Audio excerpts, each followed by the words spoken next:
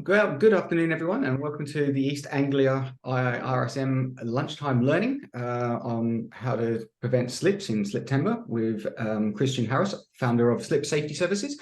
I don't know if you've actually ever seen one of these presentations. I have. I find them interesting and entertaining. I'm hoping that you guys will as well. We have some more interesting things coming up with the branch, including a site visit coming up in November, which will be on the LinkedIn website or page for us. But other than that, I hope you have a good lunchtime learning, and I'm going to pass it over to Christian. Good stuff. Thank you very much for joining today, and thank you for inviting me to come and have a chat this Sliptember. Sliptember is a campaign I run every September to try and raise awareness about this stuff, and it's great to partner up with IIRSM to get the message out there. So thank you and really appreciate it.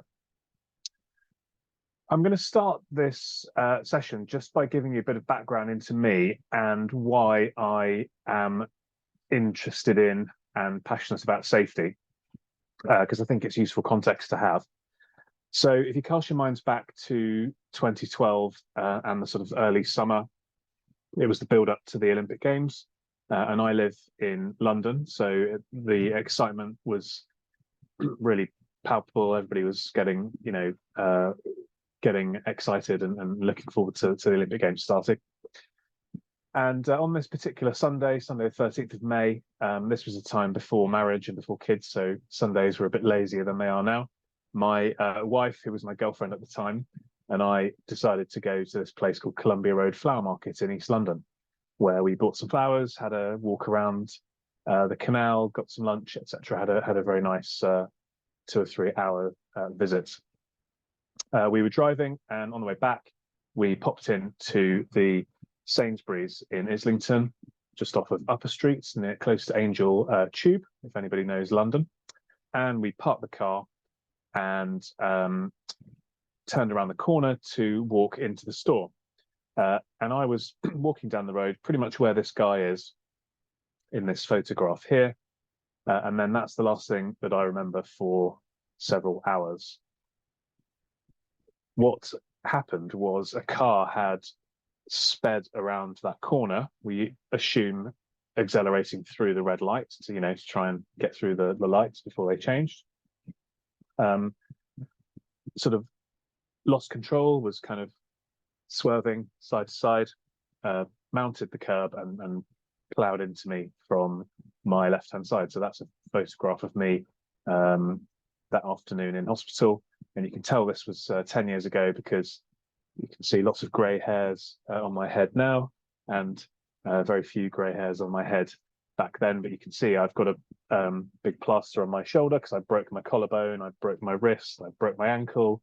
Basically, my whole left-hand side was quite severely injured.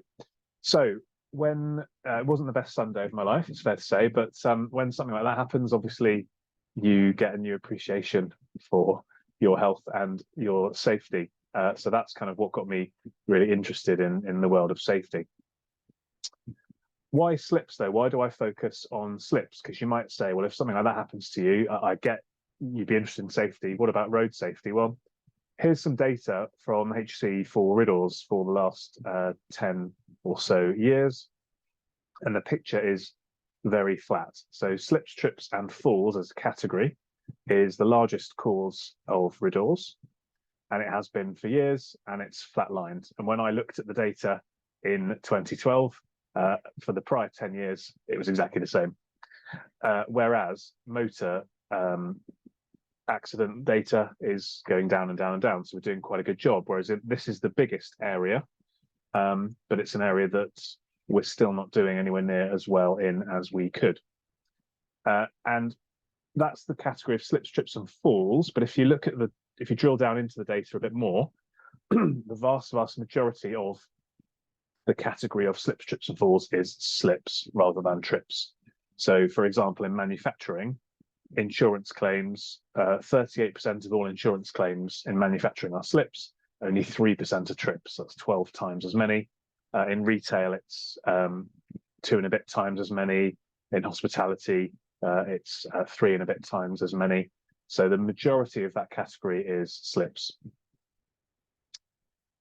The second reason that I'm really passionate about slips is because in spite of that data and the bleak sort of picture that paints, it is more than possible to make significant improvements in this area. So here are some examples of clients that I've supported and my team have supported over the years. So in lots of different sectors, in lots of different types of environment, it is possible to make a significant difference. So it's a big problem, a long-running, flatlining problem, but it is a problem we can solve.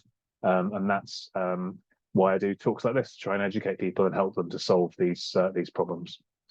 By the way, any questions, pop them in the Q&A, and we will monitor those. So quick bit of background to me.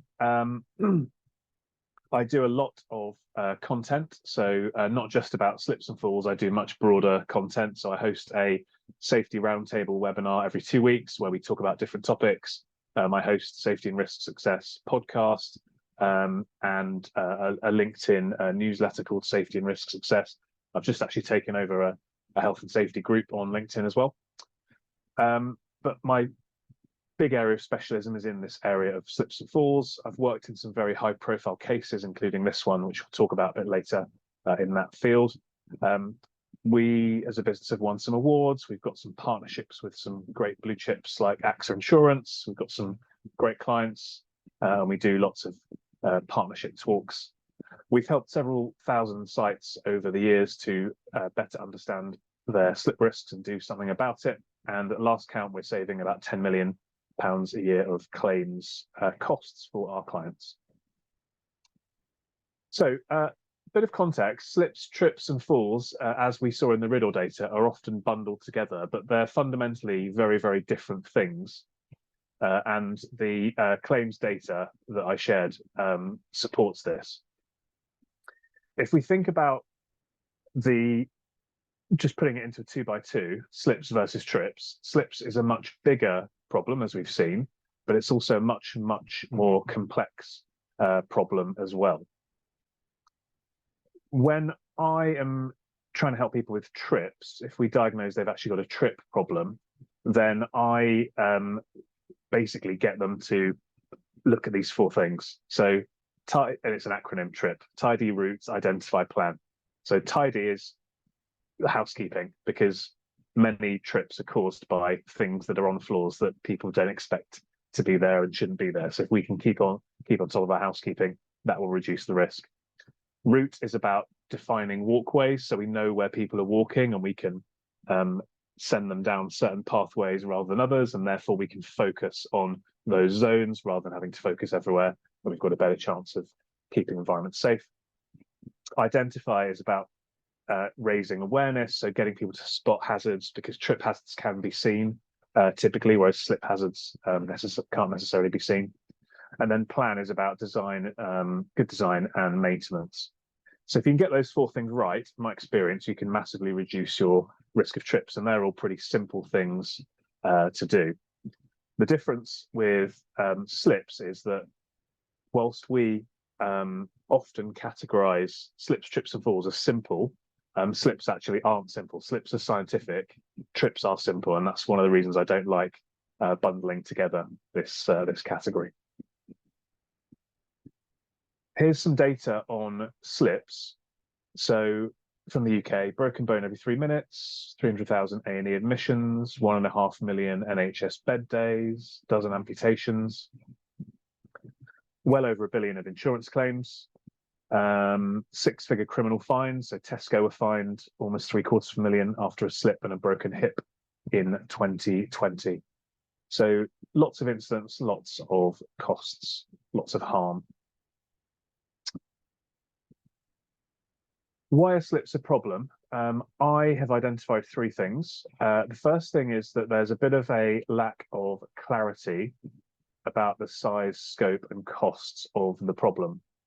So we can see the big data, but the challenge is, if you're managing safety in a single site, let's say, you may well not have had a slip. So although there are several 100,000 people a year going to A&E, if you divide the number of buildings in the UK, or sorry, the number of accidents by the number of buildings. The average building has much less than one per year. So there's that challenge that things are very thinly spread. There's also the challenge that people kind of feel like, oh, we've only had a couple. Well, actually, if you've had a couple, you're massively ahead of the curve. So that's a really strong sign that you should be acting. There's this view that insurance will cover us. Actually, that's not the case in many businesses, because you have deductibles or excesses. There's also all the hidden uninsured costs. And people, I think, are still grappling with this big mega trend of ESG, and around the fact that if you're not keeping people safe, you're going to end up losing business, losing staff, etc. So we don't really understand all of this stuff, I think it's fair to say. Second thing is there's a mindset gap or a perception issue. So I talk about the slip problem. So people think slips are simple, low cost, impossible to prevent, and paltry. And there's a really big challenge around compliance fog. So, let's do the bare minimum, let's be compliant, but actually, are we pushing to be the best that we could be? And then I think the third big thing is that you guys are managing risk and safety, have almost impossible jobs. So you have so much to do. You have so many issues you have to look at. People are adding in environment and health and all these other things onto your plate as well. Slips is relevant to 85% of businesses, according to research, but I don't think it gets the focus that it necessarily merits.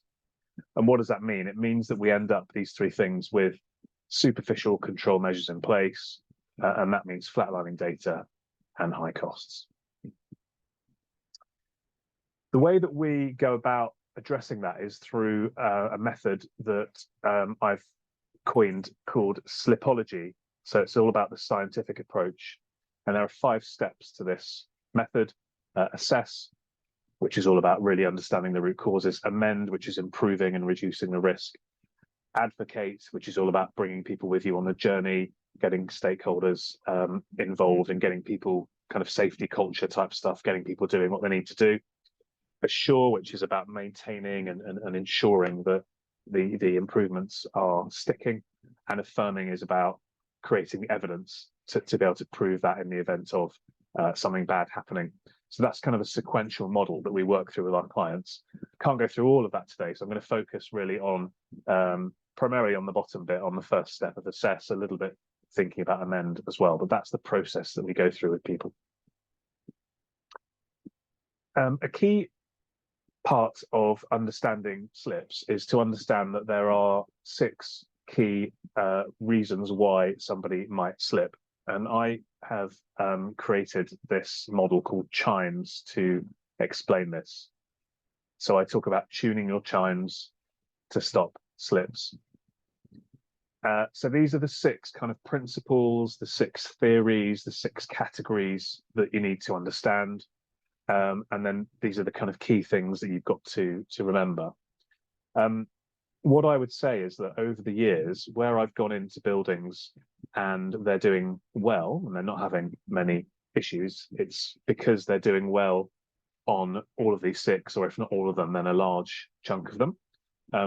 Conversely, when I go in and people are struggling and I present this model to them and we start to look into it, what we tend to find is that they're not doing very well, because they're only maybe looking at 1 or 2 of these, and even then perhaps not in as great a detail as they might need to, because of those mindset and perception issues that I mentioned before. So these are the 6 things that we need to look at. So throughout the model, throughout the Slipology model, we're using these 6 drivers at every single step. So I'll run through them with you. C is for contamination. So any floor that is perfectly clean and perfectly dry is not going to present a slip risk. But as soon as there's any contamination introduced, whether that be on the floor or on your foot, or brought into the building, or deposited onto the floor in some way, umbrellas or hats or whatever, drips, spills, that changes the risk profile. What we need to understand with contamination is what contamination we have, how much of it we have, and what can we do to mitigate it. and also how much can we withstand, because certain types of flooring, like industrial resin floors in kitchens, are designed to be able to withstand a certain degree of contamination before the floor gets slippery. H is heel, so that's all about footwear. So the biggest fallacy in footwear is that we have safety shoes and therefore we don't have a slip risk. The reality is that different types of footwear have different degrees of slip resistance on their soles, and a safety shoe doesn't mean a slip resistant shoe. The other thing we need to think about with footwear is that obviously we can only control what our staff are doing.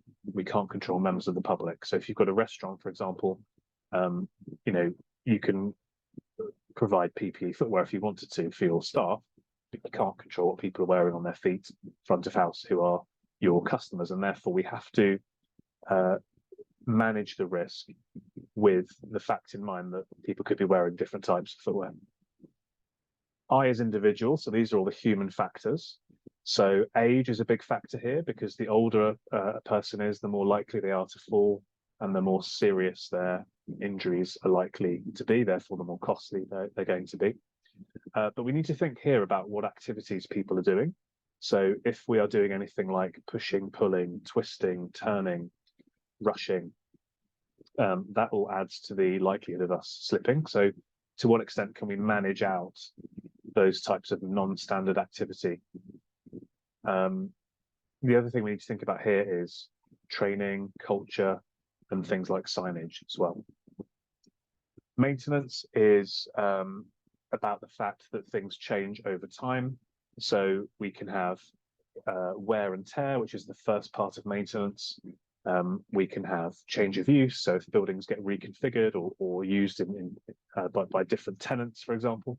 And then there's cleaning. Cleaning obviously being a big part of this. And many floors are cleaned solely with the goal of looking okay.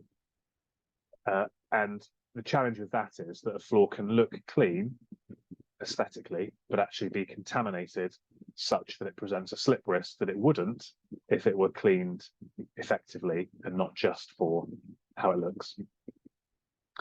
E is environment, so this is things like the weather and then condensation, but also the built environment. So entrance systems like entrance matting, steps and stairs, ramps and slopes, lighting, are all factors to think about within the environment that can affect the likelihood of somebody slipping. And then surface, which is the floor. So some floors are more slippery than others, but how do we know, how do we measure, how do we quantify that? And a key insight for you here is that you can't tell, even I can't tell, and I spend my life looking at floors, whether a floor is slip resistant or not just by looking at it. The only way to really know is by doing what's called a slip test. I'm going to talk to you about that a little bit later. So that's the Chimes model, and these are the 6 key drivers to push down slip risk. And this is how an average building performs across Chimes. So an average building does well at managing footwear where it's applicable. Most people do pretty well at managing footwear where they can. They do pretty well at maintenance, pretty well at environmental factors, pretty well at managing contamination, but they typically have the most room for improvement within individual, so the human factors, and surface, the floor. And a lot of that gap around the surface is because people simply don't know for sure what type of floor they've got and what the slip resistance of that floor is. So therefore, if you don't know, you're just guessing. And what we want to try and do is understand where we are on these areas. And then as we work through this slipology process, we're trying to uplift our scores so we've got a good, consistent benchmark across all 6 areas. And then we go on from there to look at, okay, what can we do to improve and keep reducing that risk over time? How do we know what the average building scores? It's because we've developed a tool called a slip prevention scorecard, which is a free self-assessment diagnostic test. So it's like an online quiz almost. And you answer a series of questions about your building, and you get a score at the end of it. So you get a score for each of the chimes, and then you get an overall score as well. And then off the back of that, you get bespoke recommendations, depending on your score, as to what you could do to reduce the risk in your building. So what I'd love to do, if we're up for it, would be to invite you to give that a go. So this QR code takes you straight to it, or you could go to scorecard.slipsafety.co.uk. It takes about 3 minutes to complete. So what I was going to do is try and invite you guys to give it a go, and then I will have a look at some of the results that are coming through based on you within this specific audience. And then I'll do a bit of a deep dive onto a couple of, if everybody here, for example, is scoring really badly on heel, but well on everything else, then we'll do a bit of a deep dive on heel, and we'll give you some more actionable things that we can do based on you as an audience. I'll put the chat, I'll put the URL in the chat too. So give it a go. Log on, give it a go, and then we'll start to have a look. I'll be having a look as the results are coming in. We'll give it a couple of minutes, and then we'll come back and we'll have a chat about some of the results that we're finding. So I'll give you 2 or 3 minutes to do that.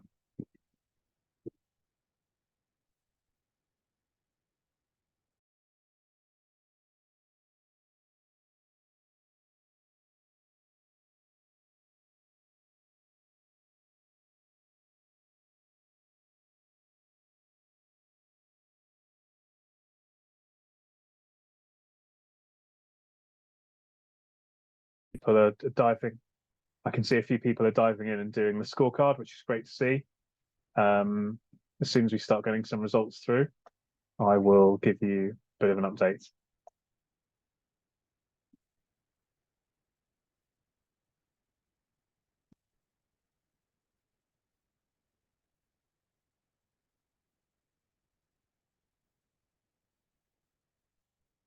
And all of these questions, just to let you know, are based on obviously the insights that we've gleaned over the past several years doing what it is that we do, and they're all things that are actionable. They're all things that are going to give you a great view as to what the risk is in your building, and start to get your mind working as to what could you do to try to reduce that risk.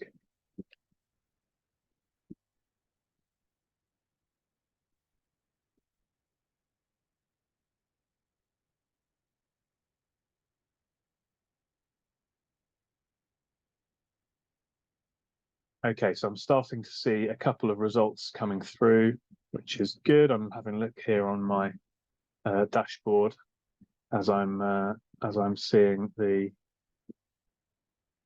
results coming in.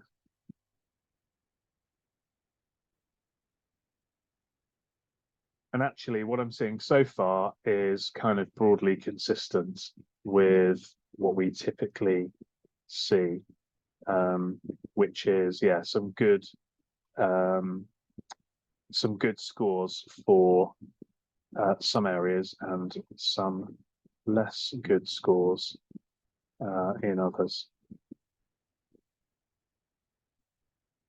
Where you can control it, heel, is normally quite high, and yeah, I'm seeing actually, yeah, individual and surface are coming through, even from you guys, coming through as the sort of ones for most improvement. So thanks for that. If you're doing it, feel free to carry on, or if not, pause for a second. But certainly, and if you're watching this on the replay, give it a go, and the insights you'll get from it, I think, will give you some really good a really good foundation for where you need to focus your time and your effort. I mentioned slip testing, and I talk about slipology, bringing the science into slips, and science requires some kind of measurement. And slip testing is great because it enables us to measure 3 of the 6 chimes, or helps us to start to measure 3 of the 6 chimes, which are contamination, maintenance, and surface, because we're measuring the slip resistance of the floor surface, but we're also assessing the efficacy of the contamination control, and we're also learning about the wear and tear and condition over time, and the cleaning of the floor within maintenance. So the slip test is a really interesting and useful, good first step for you to think about doing when we're going on this slipology journey. The slip test that you should use here in the UK is called a pendulum test.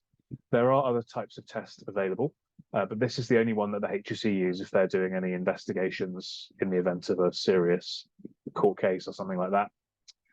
It's what's used in courts by expert witnesses. We do that kind of work as well. And I'm going to show you a video of it in a sec, but it mimics the heel striking the floor. The output of the test is a score called a pendulum test value, and this can be done not just in a lab setting, but actually on a floor in a real building in situ. So I'll show you a quick video of the test. What you're going to see here is this chap is going to spray the floor with water. He's then going to release the foot on the pendulum, and it's called a pendulum because it swings. As the foot swings down, it strikes the floor a bit like your heel strikes the floor as you're walking along. And then it's going to swing through and push a pointer onto a gauge on the left-hand side. So on this metal frame, you can see under the word Wessex, there's a gauge with some numbers. You can't read the numbers from here, but I'll tell you what the numbers mean in a second. So he's going to spray the floor, release the foot, swings through, and pushes the pointer onto the gauge. So what a lot of people do when they think is a floor slippery is they sort of shuffle their feet a bit around, a bit like Dorothy in The Wizard of Oz clicking her heels together. That doesn't actually tell you if the floor is slippery or not. But hopefully what you can see from this is that if you imagine you're walking, you imagine your heel hitting the floor, this is mimicking that with enough weight and pressure and force to produce a result that correlates to a person's foot walking. Show you it again, spray the floor, release the foot, swings down and swings through. So that's what the HSE do in the event of a serious incident. That's what we do is when we're helping people to try to better understand and therefore control these risks proactively.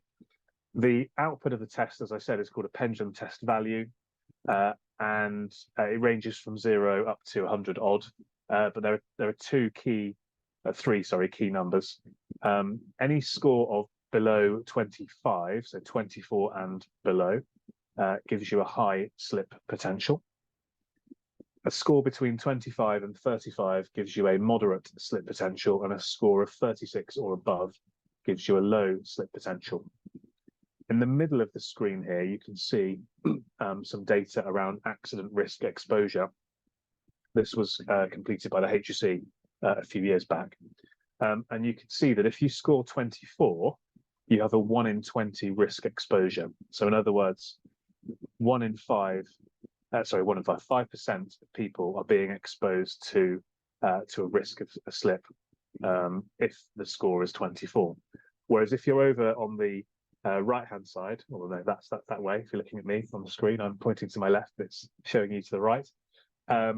With a score of 36, you've got a 1 in a million risk. So the difference in numbers is quite small, but the difference in risk is significant and it's exponential. So the first benefit of the testing is you can understand and map where exactly you are on this spectrum. So rather than relying on, does it look okay? Do we perceive that it's slip resistant? You can actually measure it and understand where you are. And obviously, if you're down on the left-hand side and you want to improve, then you can start to think about what could be done to reduce that risk. The second benefit of the testing is that if you test and you get a good score, so if you get a score that's in that green area, that data is very, very valuable to help you to defend any claims that might happen. So on screen is a picture of David Scott, who's a lawyer, and he works in the hospitality sector. I interviewed him on my podcast, and we were talking about a person who slips around a swimming pool. And if someone slips around a swimming pool and they hurt themselves, the typical reaction of that person is, I'm going to make a claim because it's the fault of the swimming pool operator, and they should pay me, or their insurance company should pay me.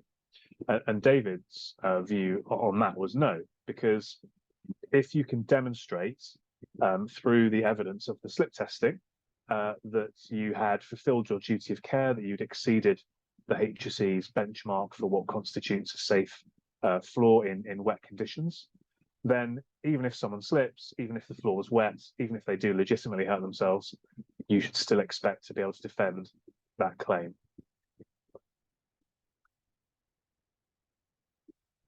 I'm going to give you a few sort of whistle-stop tips to start to go away and think about. You've got that context now of the slipology method. You've got that context of chimes, and you'll have, if you take the scorecard, you'll have some scores, so you can see where you're currently performing on chimes and start to think about what you can do to address that. Here are a few more practical things you could go away and think about doing. First thing is to treat your floors in a zonal way. So I always think that in the majority of buildings, we're talking about 5% and 95%. 5% of your floors are the areas that will get contaminated or wet regularly, frequently, foreseeably, and therefore they need to be safe when they're contaminated or wet. If you go to, if you have a bad accident and it's in, a swimming pool or a kitchen or a hotel bathroom or a washroom or an external area, and your attempted defence is, well, we keep that floor dry when it's an area that is known to be wet or contaminated, that's not going to work for you. In these areas, you need to have floors and conditions that are safe in their intended end use. So, but that's 5%. The 95%, the vast majority, you just need to keep about trying to keep the floors clean and dry and managing spillages. So what I see a lot of is generic risk assessments, which firstly talk about slips, trips and falls rather than slips, but secondly talk about huge swathes of buildings and environments all in one go. Actually, you should be more specific. 5% of your areas do this more intensively, 95% of your areas do this, which is less intensive and less robust because you don't need it to be.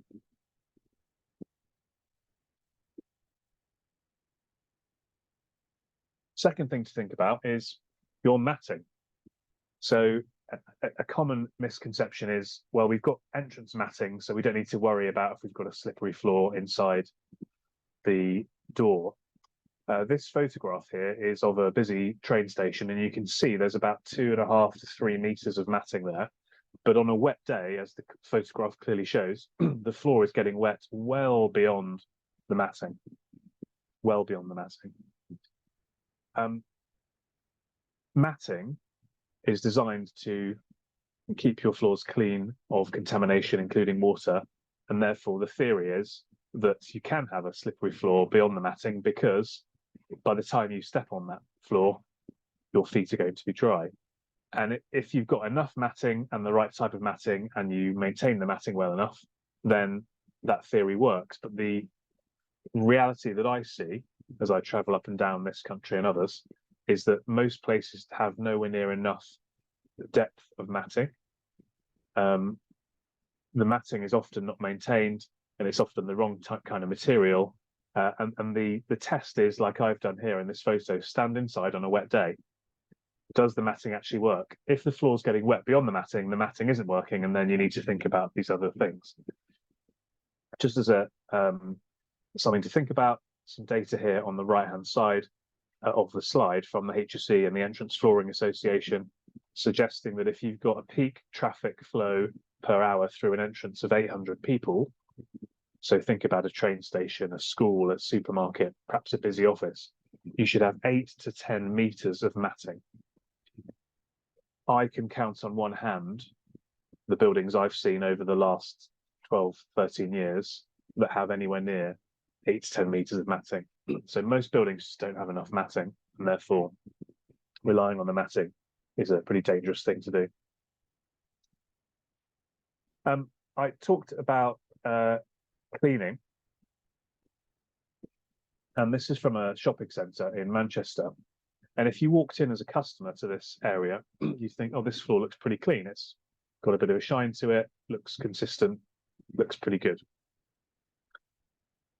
It's not until you actually clean a patch that you realise, hold on a sec, that floor is very, very heavily contaminated. And you shouldn't assume that just because the floor looks okay, that it is actually properly clean.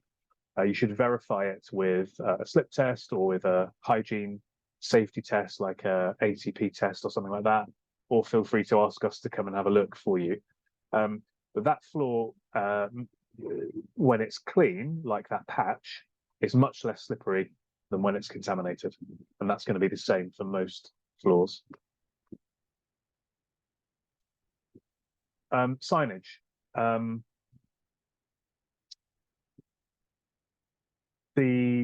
This is a CCTV footage from a supermarket, and the feet of the man at the top of the screen are the feet of somebody who's about to die.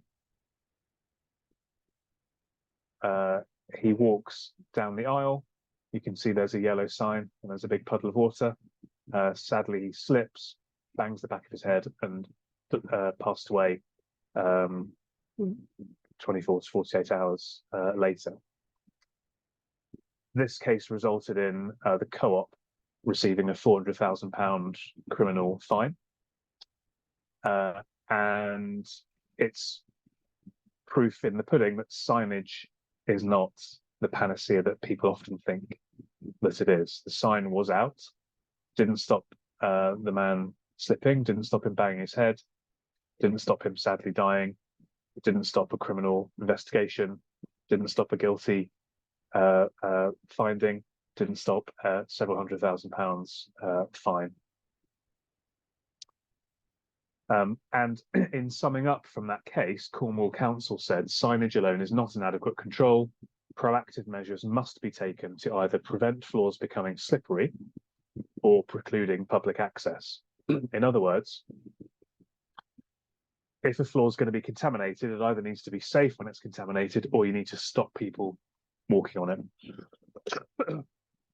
Most people, if you walk around London or any busy town, city, and it's a wet day, what do people do? They just stick a yellow sign out and they hope for the best, and they think that that's covering them. The reality is that it doesn't. 2 times to use signs during pre-planned proactive cleaning, or 2, dealing with a spillage quickly, immediately, and then the sign should be removed because the floor should no longer be wet or contaminated. Flooring. Some examples here of floors that look like they would be anti-slip, but they aren't necessarily. So this is one I saw recently, checker plate, which we see a lot, looks anti-slip, slip tested, really, really slippery, so never was slip resistant. This floor here in a manufacturing facility looks anti-slip if you walk around, and actually it was, but it's not anymore.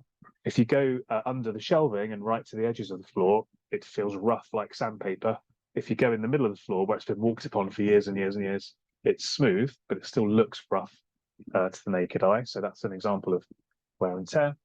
And then here's another example of a floor that looks anti-slip, but it's actually contaminated and therefore is slippery. So 3 examples there of things where looks can be deceiving. So you can only know if the floor's safe if you've got the slip test data.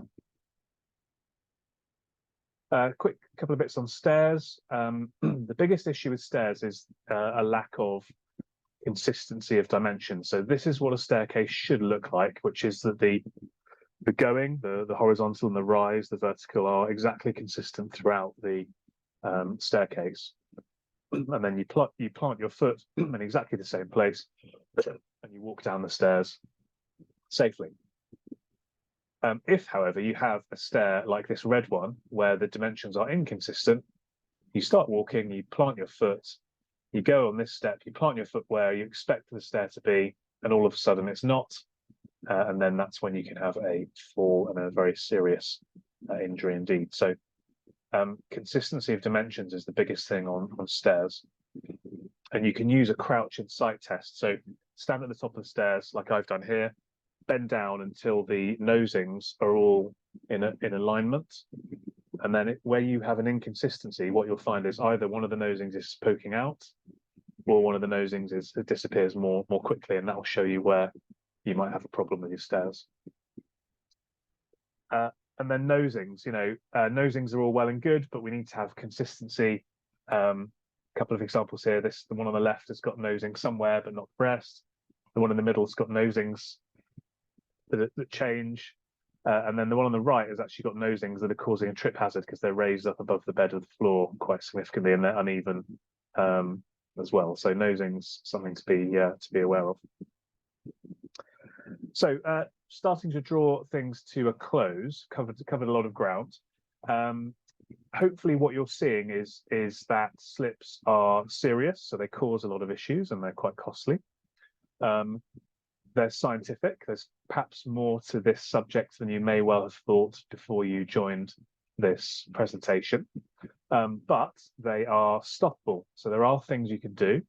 There are things that can be measured, and therefore what gets measured gets improved. There are methods to use that can significantly reduce this risk, and therefore stop accidents and injuries and claims from happening. Remember, these things are all examples of where this has been achieved, even in places like train stations, even around swimming pools, even in hotel bathtubs. You can have significant reductions. So now you've got a bit more knowledge. Why should you care? Why should you go away and do something about that? What's in it for you? If you take the lessons from this and you go away and implement them straight away, very, very quickly indeed, you can actually take some proactive, scientific, measurable steps to reduce the risk, and therefore you will know and be able to prove that you're doing something to make this risk lower.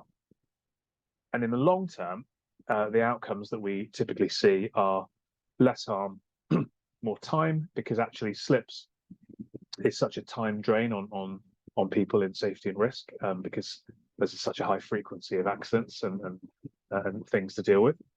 That means you've got the ability to have more focus, take a more strategic view of risk, and obviously lower costs. So there's some quick wins, and there's some long-term. There's the honeymoon, and then there's the beautiful long-term marriage benefits as well.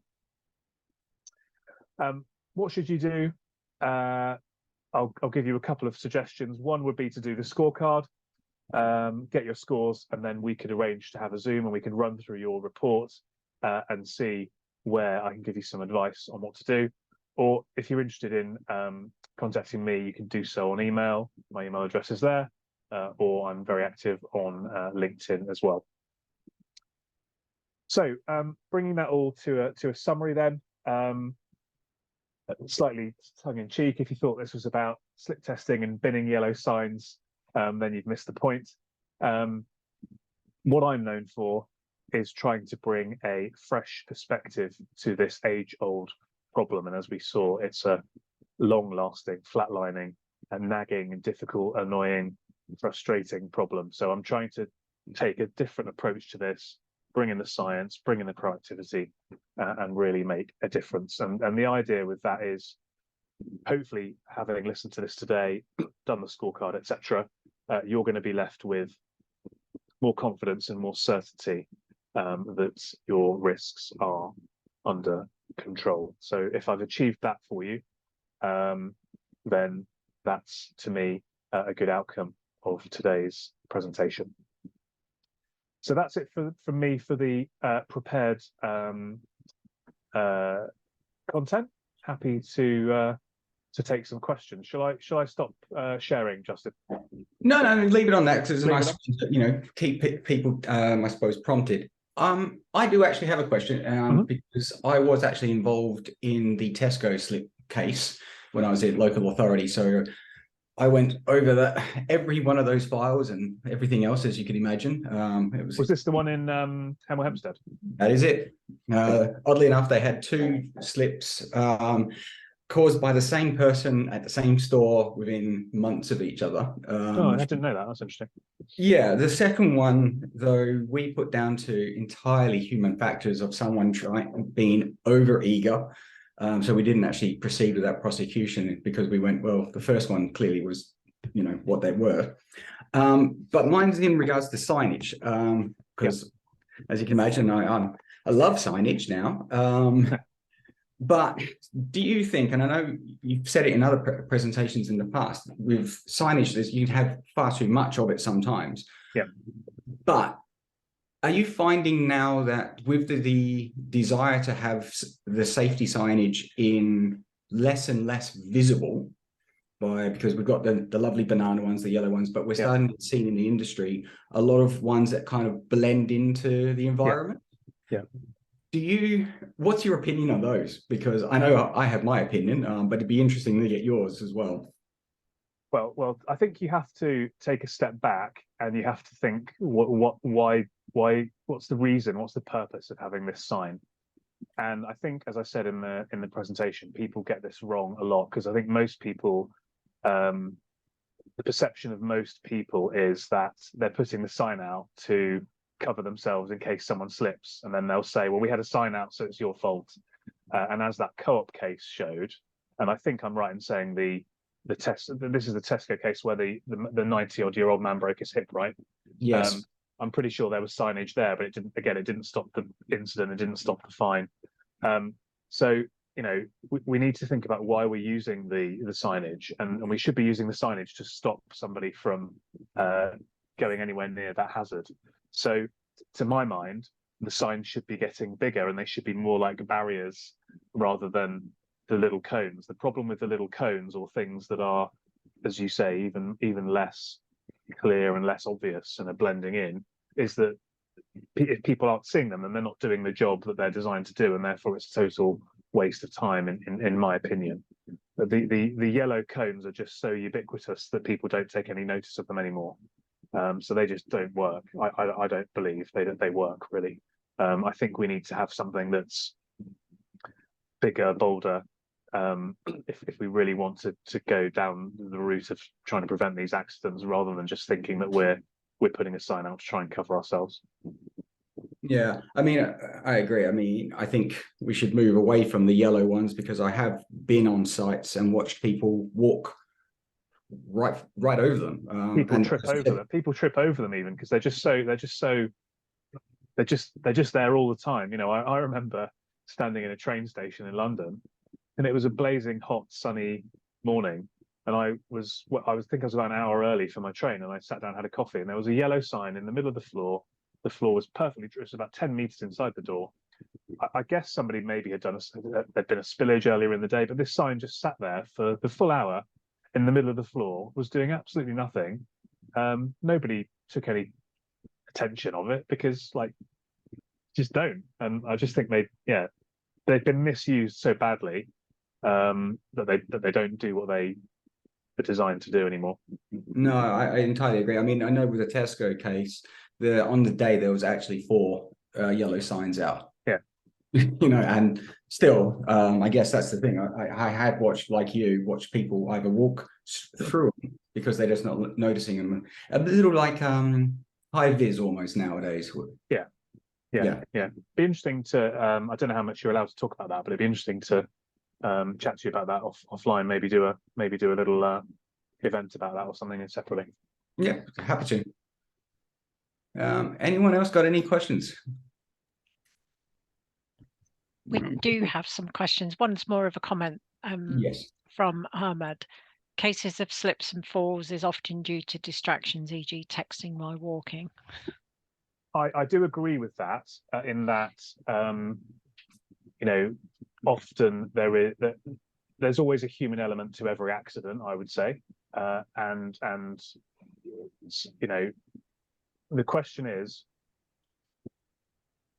if you're doing a thorough and a comprehensive risk assessment, and you're in, let's say, a shopping centre, is it expected that somebody might be a bit distracted, either because they're looking at their phone, or perhaps they're actually walking they're walking straight, but they're looking to the left because there's a big TV screen, or there's an interesting shop display or whatever?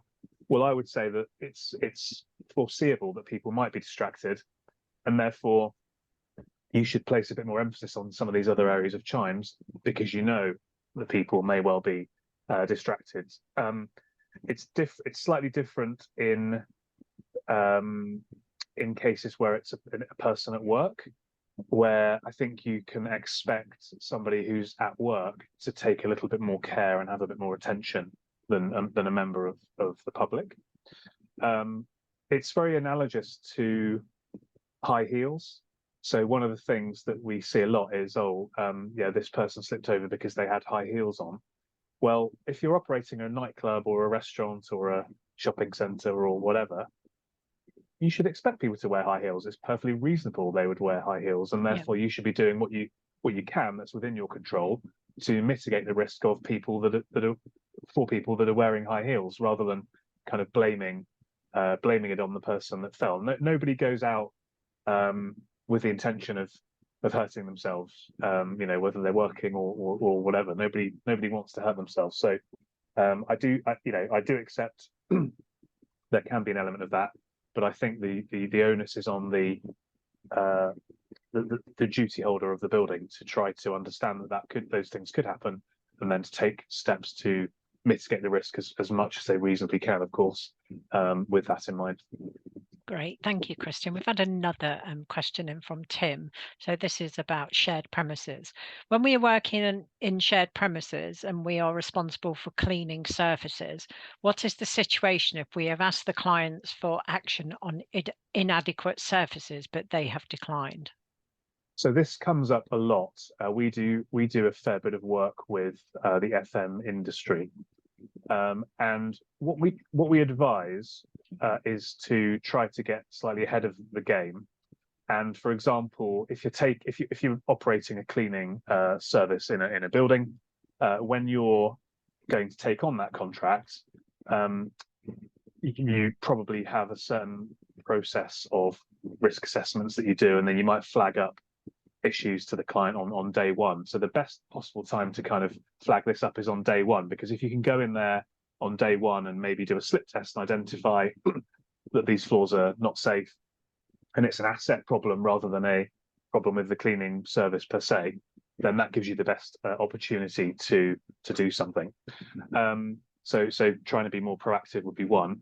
If you're in the situation where, like you've said, Tim, this is cropped up for whatever reason, I would simply, I mean, you've got to have a kind of grown-up conversation with the client, right? But if it's an asset problem, if it's a floor problem, if it's a problem with the inherent building itself, that isn't your problem as a cleaning contractor, and therefore I would be, in the event of any, I'd be trying to have a partnership approach with them and trying to come to them with some solutions and maybe offer them a way of reducing the risk. And in my experience, most building owners are open to that, because they don't want bad things happening.